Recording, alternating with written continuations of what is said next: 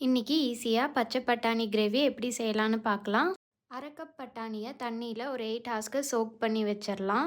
குக்கரில் எண்ணெய் ஊற்றி எண்ணெய் காஞ்சதும் ஒரு பிரியாணி இலை, 2 கிராம்பு, 2 பட்டை சேர்த்து நல்லா வணக்கி விட்டுக்கலாம். 2 பெரிய வெங்காயத்தை நல்லா சாப் பண்ணி சேர்த்துக்கலாம்.